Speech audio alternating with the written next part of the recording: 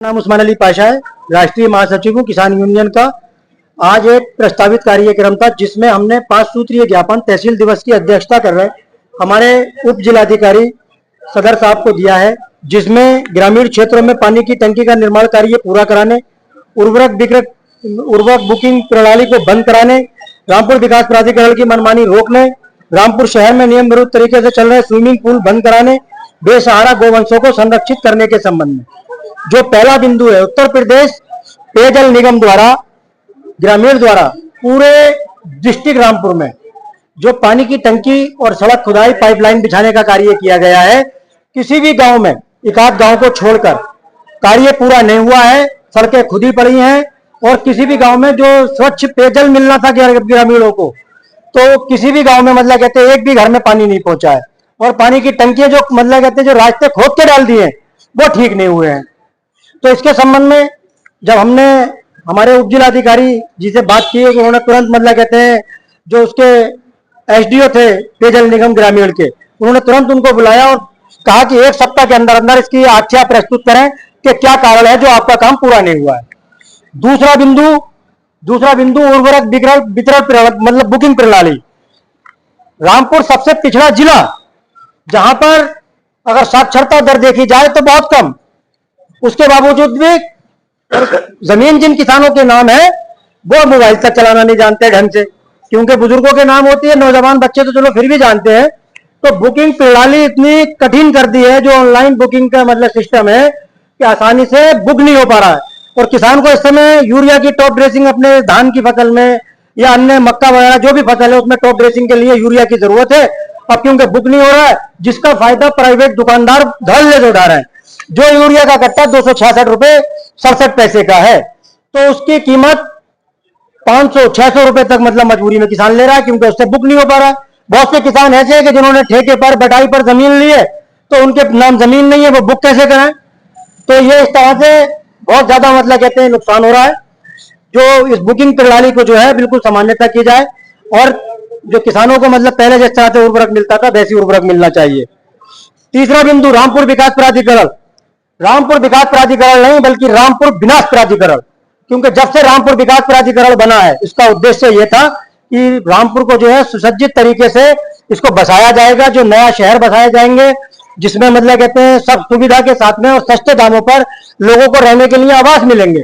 लेकिन जब से रामपुर विकास प्राधिकरण बना है तब से सरकारी जमीनों पहले डरता था कि भाई ये नॉन गैडेड जमीन है, ये गैडेड जमीन है। लेकिन जब से रामपुर विकास प्राधिकरण बना है तो जो भू माफिया जिन पे जो कब्जा करके सरकारी जमीनों पर गरीबों के हाथों महंगे दामों पर अपनी जमीनें बेच के चले जाते हैं, और रामपुर विकास प्राधिकरण अब जागता है। जब लोग अपना घर बनाते होते हैं तो उनके घरों पे जाकर बुलडोजर चलाने लगता है। जब हम शिकायत पहले कर चुके होते हैं कि गाटा संख्या ये इसमें जो है ये सरकारी जमीन है और इसमें लेआउट पास नहीं है, इस पर कार्रवाई करें, लेकिन नहीं करेंगे। कार्रवाई तब करेंगे जब मतलब कहते हैं गरीब आदमी या जिसने भी जमीन खरीद कर अपना मकान बनाने के लिए काम शुरू किया। और चौथा बिंदु जो है उसमें यह है रामपुर शहर और उसके आसपास बहुत से स्विमिंग पूल। एक बिलासपुर गेट पे जौहर हॉस्पिटल के पास में स्विमिंग पूल है जिसमें बहुत ऊंची स्लाइडें लगाई गई हैं। वहां पर कोई ऐसा व्यक्ति नहीं है जो उनको तैराकी सिखाए, या अगर कोई मतलब कहते हैं साधन इस तरह के हो, फर्स्ट एड बॉक्स की मतलब सुविधा हो। कई बच्चे जो स्विमिंग पूलों में डूब कर मर गए, जिनके घर के खाली एक ही चिराग थे और वो मतलब कहते हैं ऐसे लापरवाह स्विमिंग पूलों की वजह से उसमें डूब कर मर गए, लेकिन लगातार धंधा चल रहा है। इस पर कार्रवाई होना चाहिए। 5वां अहम बिंदु, पूरे जिले में जब से उत्तर प्रदेश में भारतीय जनता पार्टी की सरकार 2017 में बनी थी, तब एक बहुत बड़ा काम किया गया था। बेसहारा गोवंशों को संरक्षित करने के लिए प्रत्येक ग्राम में या प्रत्येक ब्लॉक स्तर पर वो बनाई जाती, क्या नाम है उसका, गो आश्रय स्थल। लेकिन जहां पर भी गो आश्रय स्थल बनाए गए हैं, अगर उनकी क्षमता 500 की है तो उसमें केवल 3 पशु मिलेंगे। बाकी पशु कहां पर है? किसानों के खेतों में मतलब चरते हुए मिलेंगे, नुकसान कर रहे हैं। अब वो पशुओं की संख्या इतनी बढ़ चुकी है और इसके लिए अगर आपकी शिकायत करो तो कभी तो कहते हैं आप ब्लॉक में जाइए, ब्लॉक वाले कहते हैं कि हम भाई मतलब पकड़ सकते हैं, पकड़ने में मदद करा सकते हैं, बाकी काम जो है पशुपालन विभाग करेगा। अरे क्यों टीम नहीं बनाकर इसका काम करते? चमरपुरा पे आप जाइए, रात में आप निकले कैमरी की तरफ को, चमरपुरा से और मुखिया होटल तक मात्र 1 किलोमीटर के दायरे में आपको सैकड़ों पशु मिल जाएंगे। जब आपके मतलब कहते हैं निकलना मुश्किल हो जाएगा। मेरे ग्राम लालू नगला में जो आवारा सांड है उसके हमले से हमारे गंगाराम जी एक थे, उनको मतलब कहते हैं हमला किया और इतना खतरनाक हमला किया कि उनकी मौके पर ही मृत्यु हो गई। एक हफीज भाई है, उनकी मतलब कहते हैं बहुत बुरे हालात है, जो उनको सांड ने मारा है बहुत बुरी तरह से। एक प्यारे लाल जी है, उनको भी सांड ने बहुत बुरी तरह मारा है। और हमारे और छोड़िए, हमारे पूर्व प्रधान भगवती प्रसाद सैनी जी की माता जी खेत पर जा रही थी किसी काम से, तो उनको सांड मिल गया। वो बेचारी बुजुर्ग महिला बच नहीं पाई, उन पर बड़े खतरनाक हमला कर दिया सांड ने।